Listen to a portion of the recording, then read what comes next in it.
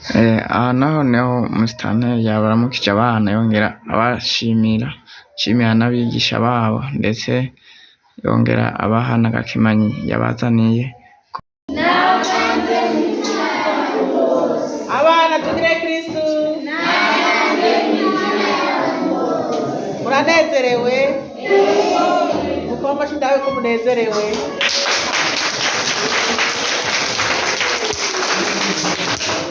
Ndahimbaye cyane nyakubahwa mama mukuru twagendeye uno munsi, mama seri mufashanya, abanyakubahwa abigisha abarezi, namwe mubahwa twagendanye. Tugire Kristu.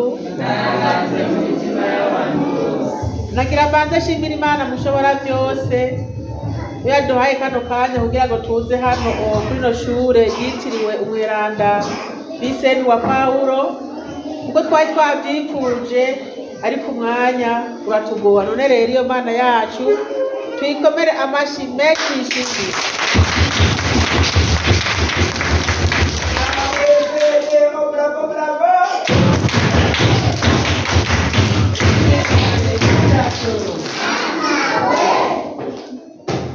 Murakoze cyane, ibyo ngaha byose biraryoshe. None rero kuko twari twabyifuje kubagendera, muribuka igihe twari ko turahimbaza umunsi mukuru, mwari muri mu giteranyi, hanyuma muca murakina ibirori biryoshe cyane. Ababibonye baba Barundi canke abari mu bindi bihugu barahimbawe cyane. Bahimbawe rero baca barifuza yuko borungika abantu baza kubagendera, babadane mbere n'akaganuke ko kubashimira no kubakeza ukuntu ino shure ryifashe neza, ryigisha abana kandi bakerekana by'ukuri yuko hariho ubumenyi bakura muri ino shure.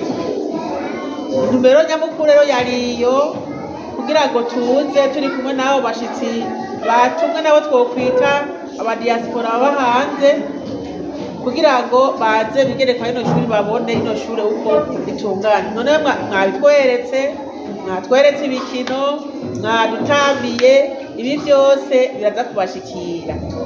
None rero jewe nka musitanteri ndogo yikomine ndahimbawe cyane, ndanezerewe cyane, kandi iri shure ndarizi kuva kera.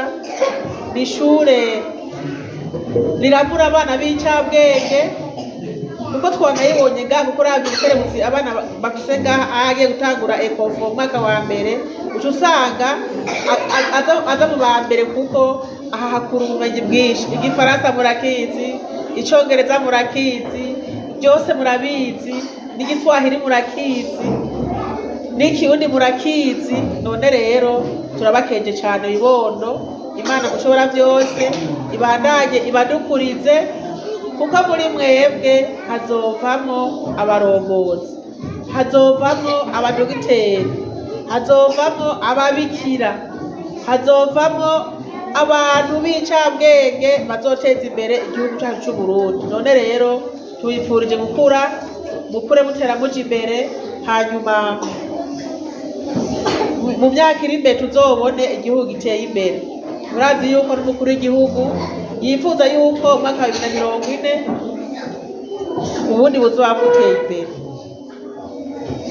buzoba bwifashe imyaka 2030 naho Uburundi atakintu na kimwe bushobora gusaba hanze, bwifashe bwiha.